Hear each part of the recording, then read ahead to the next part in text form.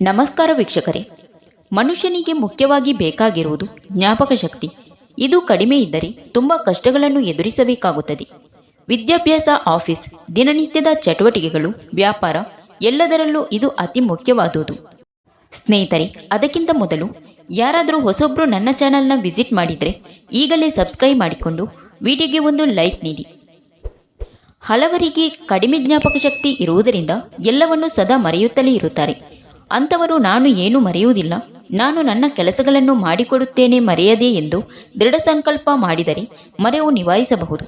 ಸಂಕಲ್ಪ, ಆತ್ಮವಿಶ್ವಾಸ ಎಲ್ಲಕ್ಕಿಂತಲೂ ದೊಡ್ಡದು.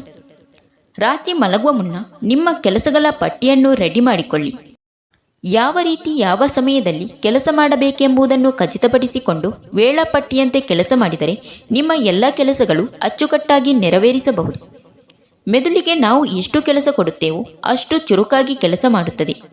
ನಿಮ್ಮ ಜ್ಞಾಪಕ ಶಕ್ತಿ ಪರೀಕ್ಷಿಸಿಕೊಳ್ಳಲು ನೀವು ಮಾರ್ಕೆಟಿಗೆ ಹೋದಾಗ ಏನು ತರಬೇಕೆಂದು ಚೀಟಿ ಬರೆದುಕೊಳ್ಳದೆ ಹಾಗೆಯೇ ಹೋಗಿ. ಇದರಂತೆ 2-3 ಬಾರಿ ಮಾಡಿದರೆ ನೀವು ನಿಮ್ಮ ಕೆಲಸಗಳನ್ನು ಮರೆಯದಂತೆ ಮಾಡಿಕೊಳ್ಳುತ್ತೀರಿ. ಶಾಲಾ ಕಾಲೇಜು ಮಕ್ಕಳು ತಮ್ಮ ಜ್ಞಾಪಕ ಶಕ್ತಿ ಹೆಚ್ಚಿಸಲು ಪ್ರತಿನಿತ್ಯ 5ರಿಂದ 10 ನಿಮಿಷಗಳ ಕಾಲ ಧ್ಯಾನ ಮಾಡಬೇಕು. ಬೆಳಿಗ್ಗೆ ಎದ್ದ ತಕ್ಷಣ ಮಾಡಬೇಕು. ಧ್ಯಾನದಲ್ಲಿ ಓಂ ಉಚ್ಚಾರ ಮಾಡುತ್ತಾ ಇರಬೇಕು. ಇದು ತುಂಬ ಒಳ್ಳೆಯ ಜ್ಞಾಪಕ ಶಕ್ತಿ ಮತ್ತು ಏಕಾಗ್ರತೆ ಹೆಚ್ಚಿಸುವ ಮಾರ್ಗವಾಗಿದೆ. ನಿಮ್ಮಲ್ಲಿ ನೀವು ಆತ್ಮವಿಶ್ವಾಸ ಬೆಳೆಸಿಕೊಳ್ಳಿ. ನಾನು ಓದುತ್ತೇನೆ, ಓದಿದನ್ನು ನೆನಪಿನಲ್ಲಿ ಇಟ್ಟುಕೊಳ್ಳುತ್ತೇನೆ ಎಂದು ದೃಢವಾದ ಆತ್ಮವಿಶ್ವಾಸ ಬೆಳೆಸಿಕೊಳ್ಳಿ. ಇದು ತುಂಬ ಫಲಕಾರಿಯಾಗಿ ಕೆಲಸ ಮಾಡುತ್ತದೆ. ಜ್ಞಾಪಕ ಶಕ್ತಿ ಹೆಚ್ಚಿಸಿಕೊಳ್ಳಬೇಕಾದರೆ ಏಕಾಗ್ರತೆ ತುಂಬ ಮುಖ್ಯ. ಯಾವುದೇ ವಿಷಯವಿರಲಿ, ಏಕಾಗ್ರತೆಯಿಂದ ಓದಿ ತಿಳಿದುಕೊಂಡಾಗ ಹೆಚ್ಚು ನೆನಪಿನಲ್ಲಿ ಇರುತ್ತದೆ. ಒಳ್ಳೆಯ ಏಕಾಗ್ರತೆಗೆ ತನು, ಮನ, ಆತ್ಮ ಎಲ್ಲವೂ ಆ ವಿಷಯದೆಡೆಗೆ ಇರಬೇಕು. ಮೊದಲಿಗೆ ವಿಷಯವನ್ನು ಓದಿ ತಿಳಿದುಕೊಳ್ಳಿ, ನಂತರ ಅದರ ಬಗ್ಗೆ ಬರೆಯಿರಿ. ಇದರಿಂದ ನಿಮಗೆ ಓದಿನ ವಿಷಯ ತುಂಬ ಚೆನ್ನಾಗಿ ಜ್ಞಾಪಕ ಇರುತ್ತದೆ.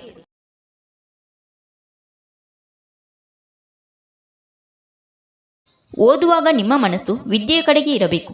ಮುಖ್ಯವಾಗಿ ಮೊಬೈಲ್ ಫೋನ್ ಪಕ್ಕದಲ್ಲಿ ಎತ್ತಿಡಿ. ಟಿವಿ, ಹಾಡು, ಟೇಪ್, ರೇಡಿಯೋ ಇವೆಲ್ಲವೂ ಇರದೇ ಇರಲಿ. ಪ್ರತಿನಿತ್ಯ ಹೆಚ್ಚಿನ ಶ್ರದ್ಧೆಯಿಂದ ದಿನಕ್ಕೆ 2 ಗಂಟೆಗಳ ಕಾಲ ಓದಿ. ವಿಷಯದ ಕಡೆಗೆ ಶ್ರದ್ಧೆ, ಏಕಾಗ್ರತೆ ಇಲ್ಲದೆ ಗಂಟೆಗಟ್ಟಲೆ ಓದಿದರೂ ವ್ಯರ್ಥ. ಸಹಪಾಠಿಗಳೊಂದಿಗೆ ಓದಿನ ಹೆಸರಿನಲ್ಲಿ ಹರಟೆ ಹೊಡೆಯುವ ಬದಲು ಗದ್ಯಪಾಠ, ಪಠ್ಯಗಳ ಬಗ್ಗೆ ಚರ್ಚೆ ಮಾಡಿರಿ. ಒಬ್ಬರಿಗೊಬ್ಬರು ಪ್ರಶ್ನೋತ್ತರಗಳನ್ನು ಕೇಳಿಕೊಳ್ಳಿ. ಇದರಿಂದ ಎಲ್ಲರಿಗೂ ಒಳ್ಳೆಯದಾಗುತ್ತದೆ ಮತ್ತು ಜ್ಞಾಪಕ ಶಕ್ತಿ ಕೂಡ ಹೆಚ್ಚುತ್ತದೆ. ಮುಖ್ಯವಾಗಿರುವಂತಹ ಇಸ್ವಿ, ದಿನಾಂಕ, ಸೂತ್ರಗಳು ಇದನ್ನೊಂದು ಚಾರ್ಟ್ ಮಾಡಿ ನೀವು ಓದುವ ಟೇಬಲ್ ಎದುರಿಗೆ ನೇತು ಹಾಕಿ. ಪ್ರತಿನಿತ್ಯ ಅವುಗಳನ್ನು ನೋಡುವುದರಿಂದ ಜ್ಞಾಪಕದಲ್ಲಿ ಇರುತ್ತದೆ. ಡೆಫಿನೇಷನ್ಗಳು ಸರಿಯಾಗಿ ಬರೆದಾಗ ಹೆಚ್ಚಿನ ಅಂಕಗಳು ಪಡೆಯಬಹುದು.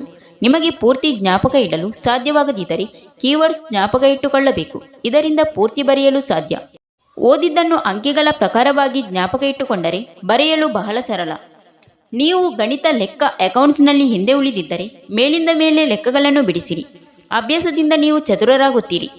ಏಕಾಗ್ರತೆ, ಸಮಯ ಪ್ರಜ್ಞೆ, ಓದುವ ಹಂಬಲ, ಸಾಧಿಸುವ ಛಲ, ಗುರಿ ಮುಟ್ಟುವ ಆತ್ಮವಿಶ್ವಾಸ, ಶ್ರಮ, ಶ್ರದ್ಧೆ, ಸಮರ್ಪಣೆ ಇವೆಲ್ಲ ಇದ್ದಲ್ಲಿ ಜೀವನದಲ್ಲಿ ಏನನ್ನಾದರೂ ಸಾಧಿಸಬಹುದು.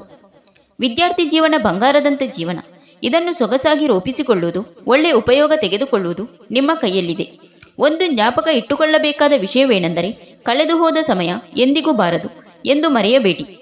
Thank you for watching. ಸ್ನೇಹಿತರೆ, ವಿಡಿಯೋ ಇಷ್ಟ ಆದರೆ ಒಂದು ಲೈಕ್ ನೀಡಿ. ವಿಡಿಯೋನ ನಿಮ್ಮ ಫ್ರೆಂಡ್ಸಿಗೆ ಶೇರ್ ಮಾಡಿ. ಚಾನಲ್ನ ಸಬ್ಸ್ಕ್ರೈಬ್ ಮಾಡಿಕೊಂಡು ನಿಮ್ಮ ಅನಿಸಿಕೆಗಳನ್ನು ಕಮೆಂಟ್ ಮೂಲಕ ತಿಳಿಸಿ.